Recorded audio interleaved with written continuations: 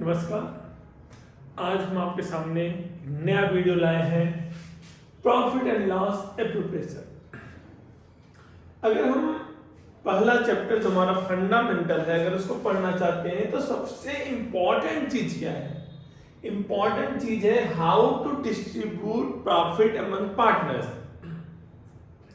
हम पार्टनर्स के बीच प्रॉफिट को कैसे बांटें, इसके लिए हम क्या बनाते हैं? हम बनाते हैं profit and loss appropriation account. Appropriation है क्या? Appropriation means distribution of profit among partners. तो हमने पहले क्यों नहीं बनाया एप्रोप्रिएशन?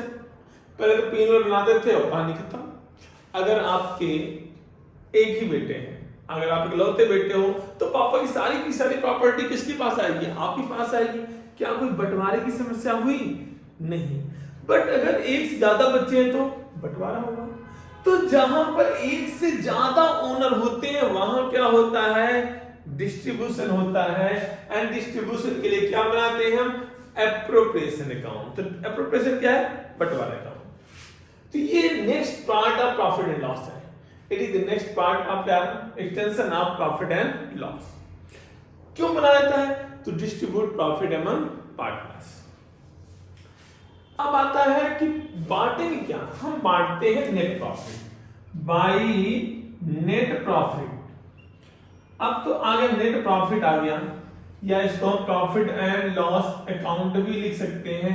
तो ये नेट प्रॉफिट फाइंड आउट कहां से होता है? ये प्रॉफिट एंड लॉस से फाइंड आउट होता है, प्रॉफिट एंड लॉस अकाउंट से फाइंड आउट होता है। आपको मालूम है प्रॉफिट एंड लॉस अकाउंट में हम क्या लिखते थे? यहाँ पर ग्रॉस प्रॉफिट आता था, यहाँ पर अदर इनकम आता था, मतलब इनडायरेक्ट इनकम,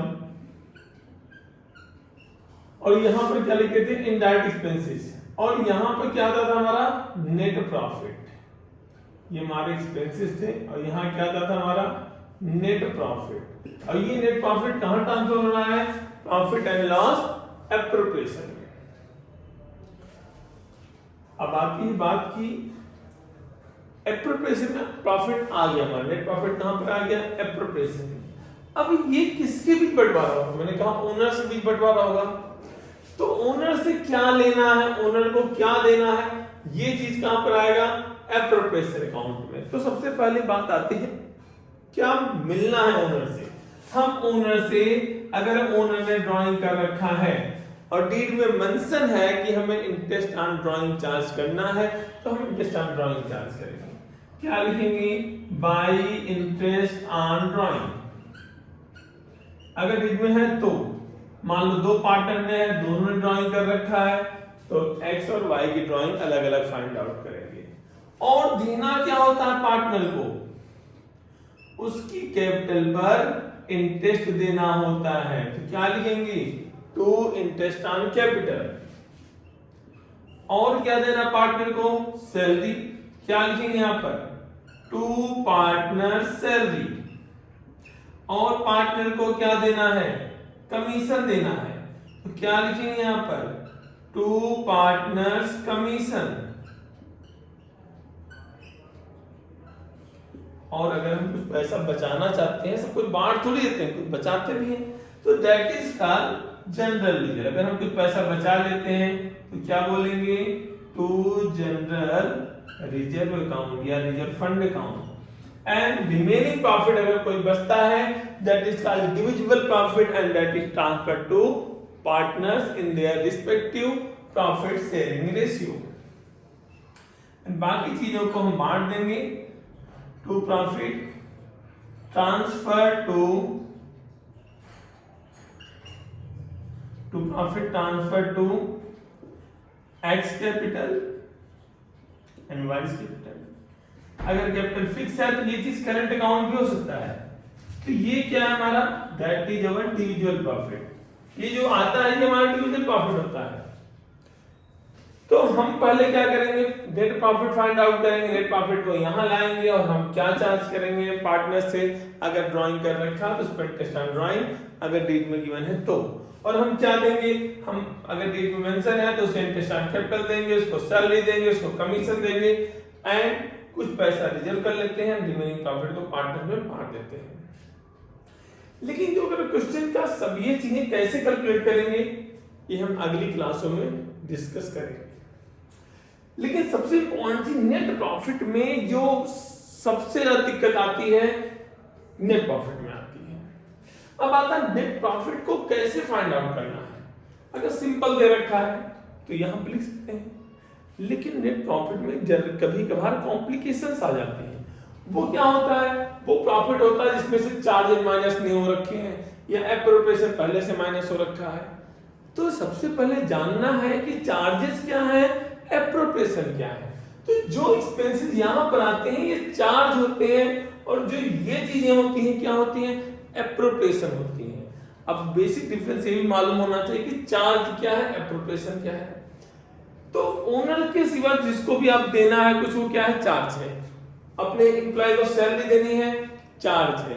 अपने मैनेजर को कमीशन देना है, चार्ज है। रूम रेंट देना है, भले उन पार्टनर का ही मकान क्यों ना हो, चार्ज है। भले ही पार्टनर ने लोन दे रखा है, उस पर इंटरेस्ट देना है, क्या है वो, चार्ज है। तो बाहरी लोगों को कुछ देना चार्ज है, लेकिन ओनर का भी रूम रेंट है, इंटरेस्ट ऑन लोन है, तो वो भी चार्ज होता है। इनके सिवा कुछ भी और दे रखा है तो वो चार्ज ही है, और चार्ज यहां पर आते हैं। तो चार्ज वही होते हैं जो हर हाल में देना है, चाहे आपको लॉस ही क्यों ना हो जाए। लेकिन एप्रोप्रिएशन तभी करते हैं जब प्रॉफिट हो, और उतना ही करते हैं जितना प्रॉफिट अवेलेबल है, उससे ज्यादा एप्रोप्रिएशन नहीं करते। तो ये डिफरेंस क्लियर हो गया। ये केवल चार्ज मतलब प्रॉफिट हो या ना हो हमें देना है, पर ये चीजें प्रॉफिट होना है तभी देंगे, और उतना ही देंगे जितना प्रॉफिट अवेलेबल है। नेक्स्ट चीज, तो अगर कोई चार्ज, जैसे हमने प्रॉफिट है, इसमें इंटरेस्ट का लोन माइनस नहीं कर रखा है, लिखा है profit before interest on loan. Interest on loan क्या है, ये चार्ज है। क्या है, चार्ज। अगर माइनस नहीं हो रखा है तो माइनस करेंगे। तो क्योंकि बिफोर मतलब क्या है, माइनस नहीं हो रखा है, तो हम क्या करेंगे, माइनस करेंगे। अगर मान लो profit before interest on loan ₹30,000 है, 30,600, और लिखा है इंटरेस्ट ऑन लोन कितना है, ₹3,600। तो आपका नेट प्रॉफिट कितना आएगा, आपका नेट प्रॉफिट 30,600 नहीं है। ये इसमें से इंटरेस्ट ऑन लोन माइनस नहीं हो रखा है, तो क्या करेंगे, माइनस कर लेंगे। हम कितना प्रॉफिट लिखेंगे यहाँ पर, 27,000। कैसे आया, 30,600 माइनस 3,600, किसका, इंटरेस्ट ऑन लोन का। लेकिन इसी तरह कोई अगर एप्रोप्रिएशन माइनस हो रखा है, यहां देखो इंटरेस्ट ऑन लोन माइनस नहीं हो रखा, लेकिन अगर माइनस हो रखा होता तो profit after interest on loan, तो क्या, इंटरेस्ट ऑन लोन माइनस होना था, यस, और हो गया। कोई दिक्कत है क्या, नहीं। अब इस इंटरेस्ट लोन का हमें कुछ नहीं करना है, हमें सीधे यहां कितना लिखना है, 30,600। इन द सेम में कोई एप्रोप्रिएशन पहले से माइनस नहीं होना चाहिए। आप क्वेश्चन देखेंगे तो बार बार ये चीज आती है, क्या आती है कि profit after charging Y salary ₹48,000, और वाई की सैलरी है कितनी भाई, वाई की सैलरी है ₹1,000 पर मंथ। तो आफ्टर मतलब क्या होता है, माइनस कर रखा है। तो क्या वाई की सैलरी चार्ज है, वाई पार्टनर है, पार्टनर की सैलरी क्या है, यहां पर एप्रोप्रिएशन है। ये एप्रोप्रिएशन है, एप्रोप्रिएशन। एप्रोप्रिएशन पहले से माइनस नहीं होना चाहिए, और आपने क्या कर रखा है, माइनस कर रखा है, तो गलत कर रखा है ना। अगर आपने पार्टनर की सैलरी माइनस कर रखी है तो उसे क्या करेंगे, प्लस कर देंगे हम, क्योंकि एप्रोप्रिएशन पहले से माइनस नहीं होता। तो क्या करेंगे हम, अब नेट प्रॉफिट हमारा कितना आएगा, 48,000 प्लस 12,000। अब कितना अमाउंट आ गया, 60,000। अक्सर मैंने देखा बच्चों को कि यहां पर सर कर दिया तो यहां पर लिखना है, भाई यहां तो लिखना ही है, आपने पहले ही माइनस कर रखा था, इसलिए यहां प्लस कर लिया, और उसको दिखाना कहां पर है, यहां पर दिखाना y की सैलरी कितना दिखाएंगे हम 12,000। नेक्स्ट चीज आता है, कभी कभी ऐसा क्वेश्चन आता है जिसमें दोनों चीज दिखाना होता है, चार्ज एंड एप्रोप्रिएशन। जैसे profit after charging Y salary 48,000, Y की सैलरी 1,000 पर मंथ एंड लिखा है मैनेजर का commission, manager's commission is at 5%। Manager को कमीशन देना है 5%। मैनेजर का कमीशन क्या है? दैट इज चार्ज, तो चार्ज माइनस होना चाहिए। तो पहले तो प्रॉफिट फाइंड आउट करेंगे। How much your profit? अगर आपका प्रॉफिट y की सैलरी माइनस करने के बाद 48 है तो y की सैलरी प्लस करने के बाद कितना हो जाएगा 60,000। अब इसमें से आपको एक चार्ज माइनस करना है। क्या माइनस करना है?